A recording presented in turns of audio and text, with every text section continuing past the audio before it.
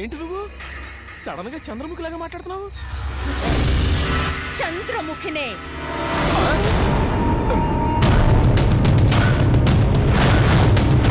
గతం గుర్తు లేదని నటిస్తున్నా చంద్రముఖిని.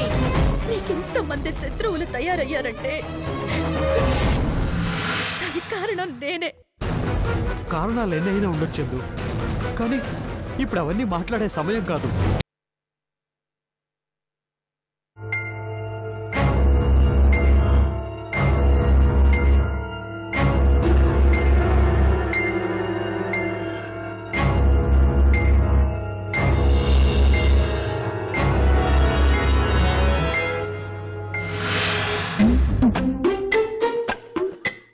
ముందు నుయ్యి వెనక గుయ్యిలా ఉంది నా పరిస్థితి. ఇప్పుడు ఏం చేసినా నా పీకల మీదకే వచ్చేలా ఉంది. ఎవరు ఎవరిని ఎప్పుడు చంపుతారో అర్థమై చావట్లేదు. అర్థమైనా మాత్రం మనం ఏం చేయగలం? చూస్తూ ఊరుకోవడం తప్ప. ఏం చేస్తున్నావు మమ్మీ?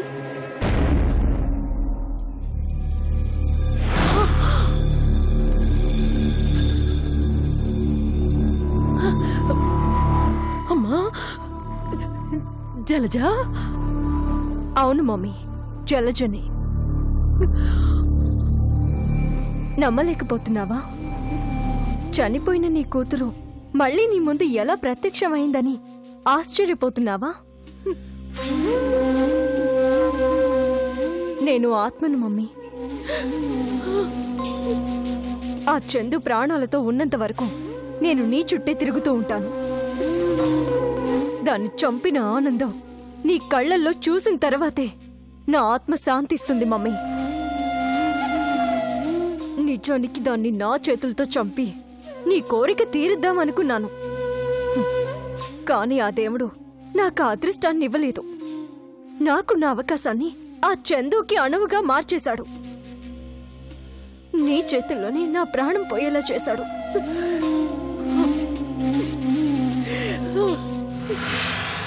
ఎందుకు మమ్మీ ఇంకా దాన్ని ప్రాణాలతో ఉండనిచ్చావు? దాన్ని చంపే మమ్మీ. చంపుతాను జలజ.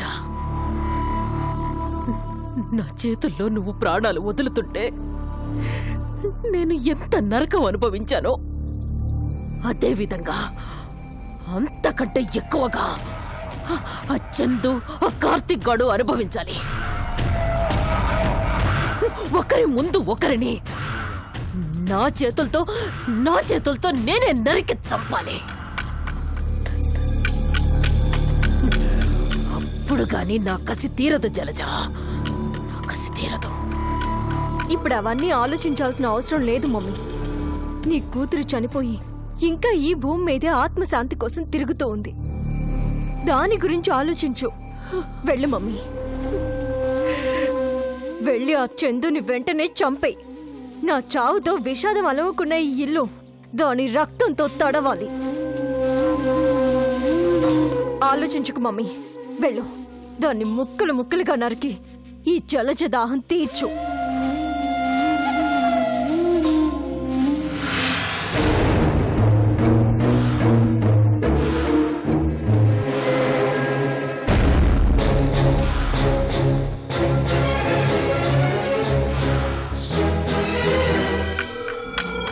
నా మాట విను మమ్మీ. ఆలస్యమైతే ఆ కార్తీక్ ఏదో ఒకటి చేసి చందుని రక్షించుకుంటాడు. అదే జరిగితే నా ఆత్మ చచ్చానని, పగ సాధించలేకపోయానని బాధతో నీ చుట్టూ తిరుగుతూనే ఉంటుంది. ఆలోచించకుండా వెళ్ళి ఆ చందుని చంపే మమ్మీ. ప్లీజ్ అర్థం చేసుకో మమ్మీ. ఈ ఒక్క రాత్రి ఓపిక పట్టు జలజ.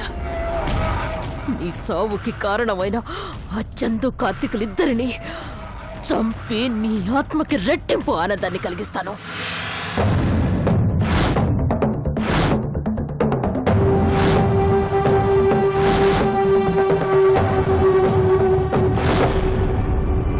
నీ పగ, నీ ప్రేమని రెండింటినీ నీకు బహుమతిగా ఇస్తాను జలజ.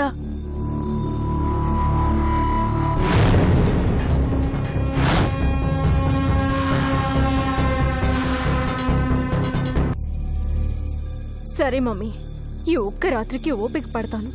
తర్వాత నా ఆత్మ శాంతించడమా ఇలాగే నీ చుట్టూ తిరగడమా అనేది నీ చేతుల్లోనే ఉంది. జలజ జలజ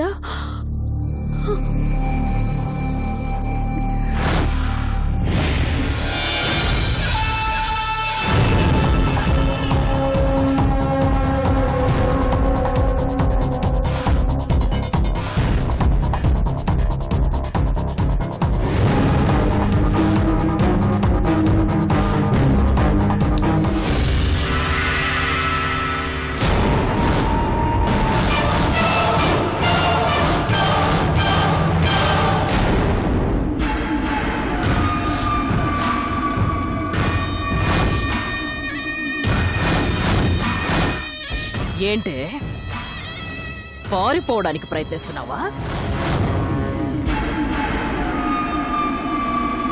నా కళ్ళెప్పుడు నీ మీదే కాన్సన్ట్రేట్ చేస్తూ ఉంటాయి. రే చంటే చంటే! రేయ్ మేడం పిలుస్తుంది, రాడ్రా. చంటే ఎక్కడ మేడం ఏం చేస్తున్నారా మీరంతా? అది కట్లు విప్పుకొని పారిపోవడానికి ప్రయత్నిస్తుంటే బయట కూర్చొని బాతకని కొడుతున్నారా? హాయిగా వెళ్ళి దాన్ని కట్టేయండి రా.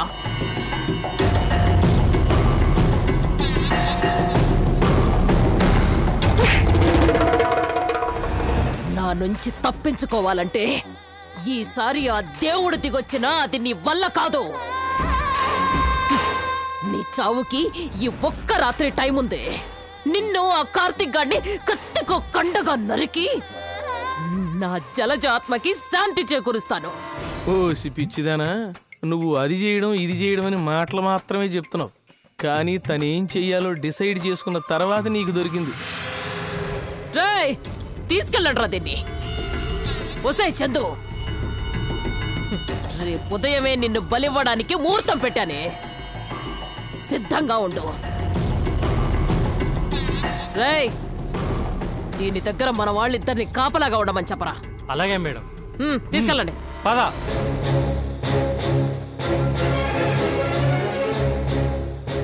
ఆహా, కాన్ఫిడెన్స్ అంతా తన చూపులోనే తెలిసిపోతుంది.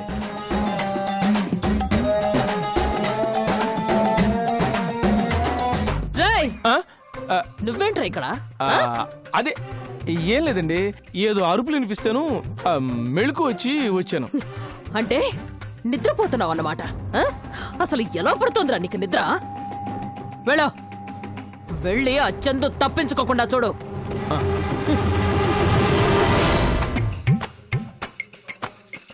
ఓ తెంగరదానా, అసలు ఆ చందు కట్లిప్పింది నేను. కూతురు పైన నీకు బుద్ధి రాలేదే అనుకున్నాను గాని నువ్వు ఈ జన్మలో మార.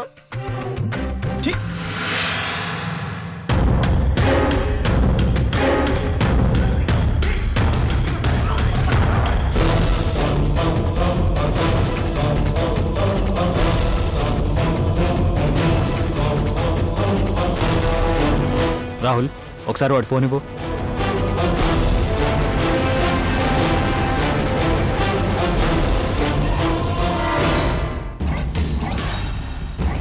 రాయ్ నీ అత్తకి ఫోన్ చేస్తున్నాను, నిన్ను యశోదర కిడ్నాప్ చేసిందని చెప్పు.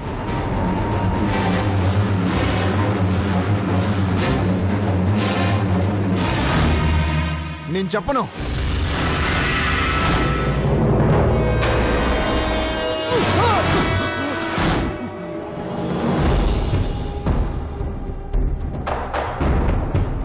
చెప్పకపోతే స్పాట్లో వేసేస్తాను. చెప్తాను చెప్తాను.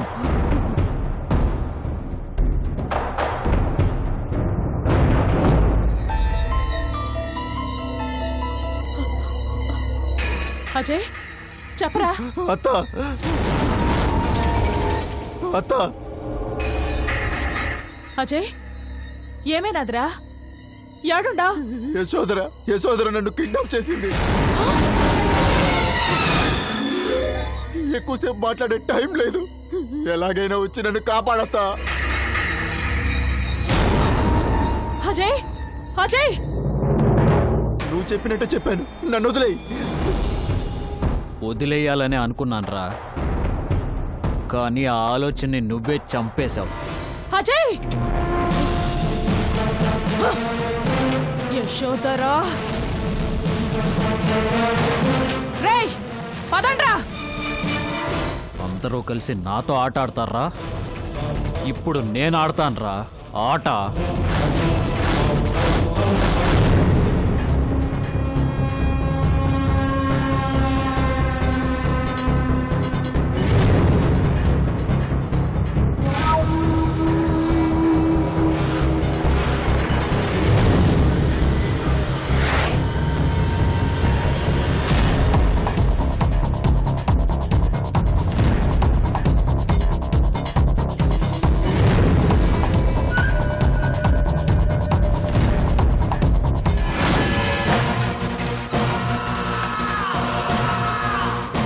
రే ఆపరా.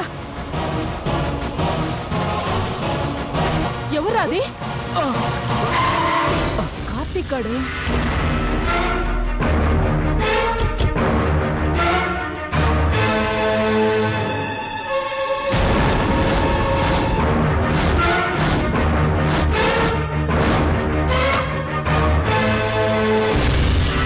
విరాట్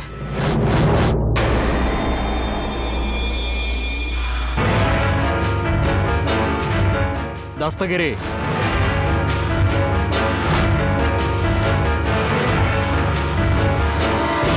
ఒక్క కిలోమీటర్ దూరంలో నువ్వు ఎక్కడున్నా సరే ఒక్క బటన్ నొక్కితే చాలు మాడి మసైపోతావు.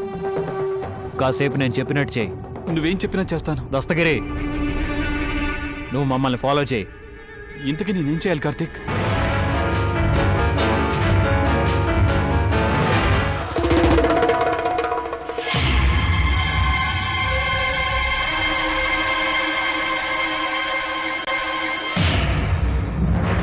కరెక్ట్ టైంలో ఎదురుపడ్డావా ఆంటీ?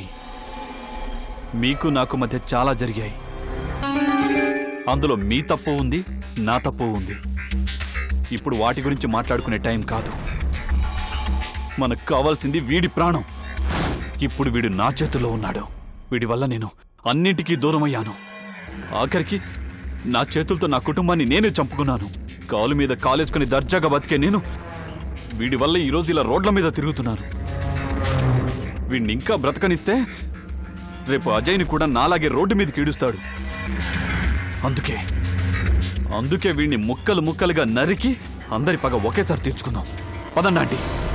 నువ్వు ఈయన్ని పట్టుకొని నాకెదురు పడ్డావు. నాకు సంతోషంగానే ఉండాది విరాట్. కానీ ఇప్పుడు ఈడి గురించి ఆలోచించే సమయం నా కాడలేదు. అవతల అజయ్ ప్రాణాలు ప్రమాదంలో ఉండాయి.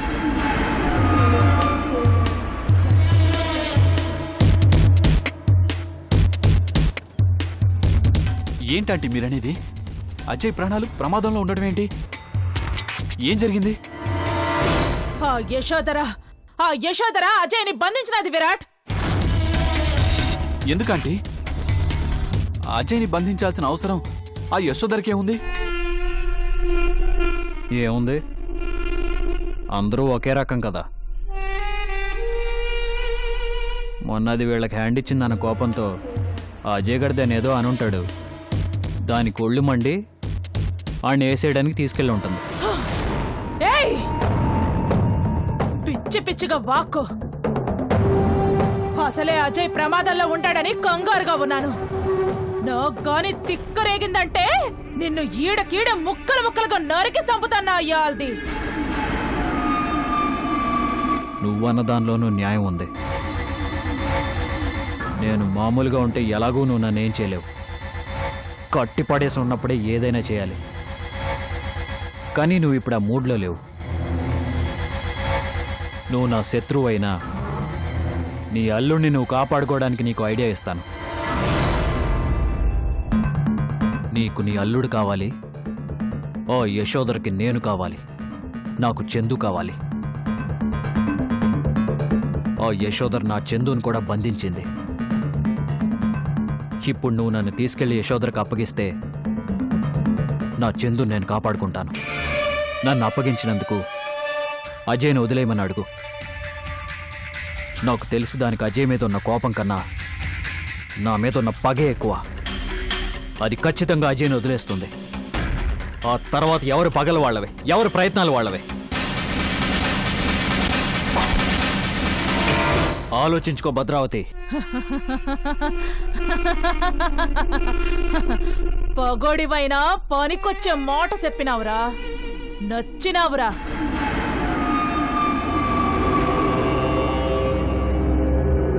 ఇప్పుడున్న పరిస్థితుల్లో నా అజయ్ని కాపాడుకోనీకి నువ్వు చెప్పినాదే బాగుండాది.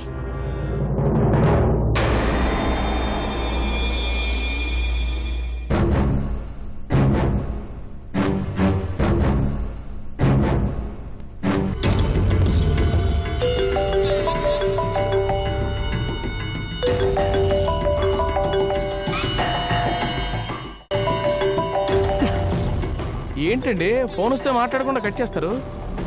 ఆ భద్రావతిరా, నా టెన్షన్లో నేనున్నాను. ఇప్పుడు దీంతో మాట్లాడడం టైం వేస్ట్.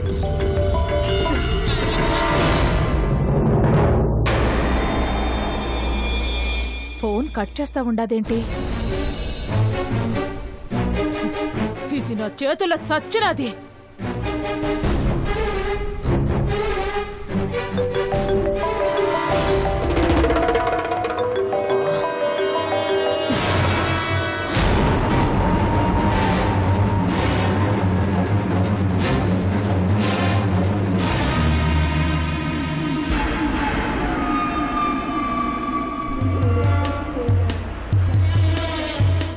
ఎంత గింజుకున్నది నీ ఫోన్ లిఫ్ట్ చేయదు.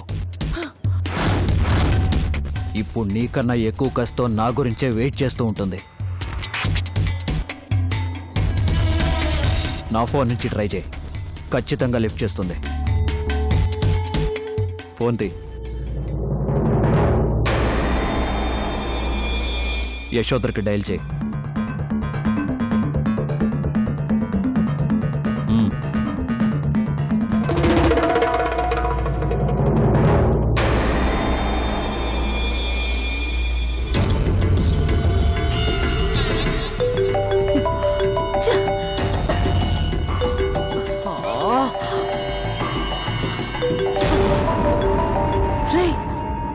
కార్తిక్ గారు ఫోన్ చేస్తున్నాడ్రా. రే కార్తిక్, ఎక్కడున్నావురా? నా కాడుండాడే యశోదరా.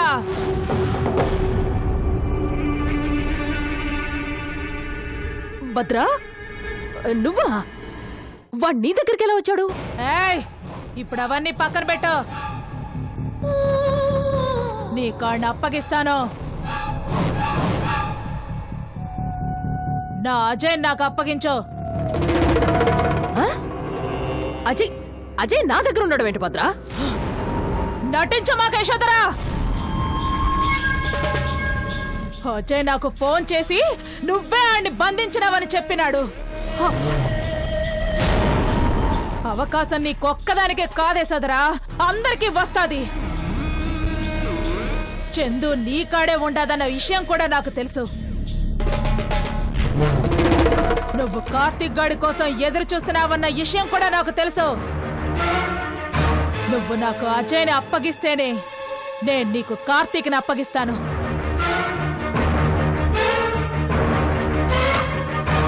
ఇదేంటి అజయ్ గాడు నా దగ్గరున్నాడు అంటోంది?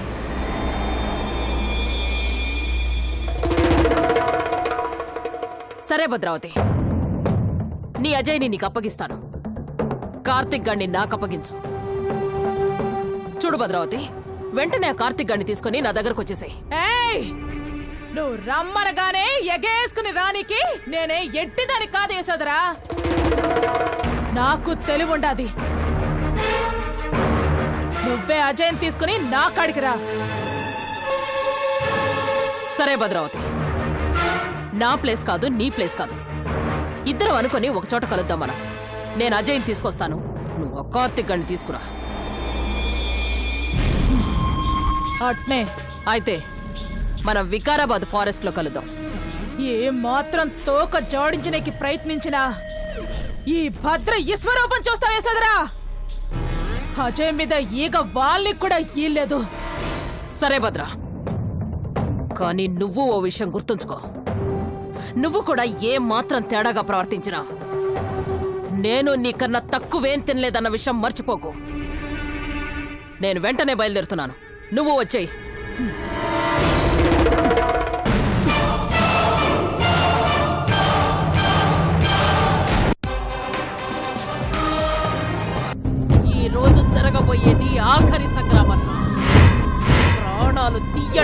వదలడమో ఏదో ఒకటి జరుగుతుంది.